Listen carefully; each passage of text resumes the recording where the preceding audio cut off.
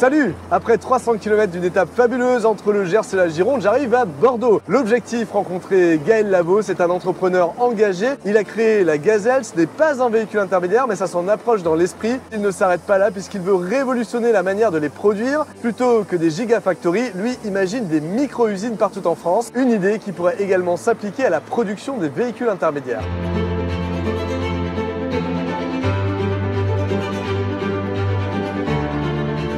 On fait des véhicules toujours plus lourds et quand on sait que les 3/4 de la consommation d'un véhicule c'est son poids, on se dit que vraiment on marche sur la tête et qu'on va vraiment pas dans le bon sens. Du coup, j'ai décidé de créer GazelleTech pour essayer de changer les choses. La Gazelle Phoenix, c'est un véhicule électrique qui a 180 km d'autonomie, qui se recharge en 4 heures sur n'importe quelle prise domestique, consommant 2 fois moins d'énergie qu'une voiture électrique classique. Cette voiture coûte 20 000 € TTC hors aide de l'État, ce qui en fait le véhicule le moins cher du marché. Elle pèse 900 kg, là où les concurrentes sont plutôt autour de 1,5 tonne.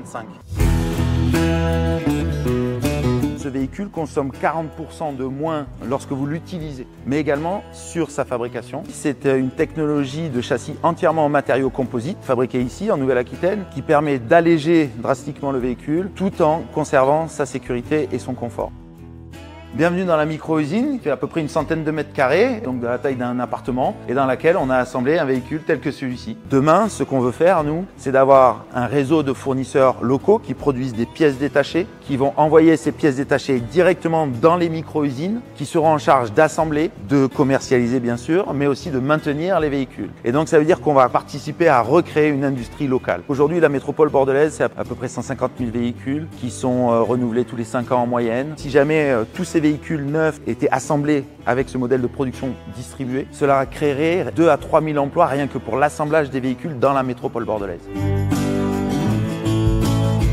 On espère pouvoir produire ce véhicule à partir de 2025 et pouvoir commencer à déployer ces micro-usines à partir de fin 2025, début 2026. C'est un concept qui est révolutionnaire, qui peut s'appliquer aussi bien à ces véhicules qu'à des vélos, des véhicules intermédiaires, tout ce qu'on consomme au quotidien en fait.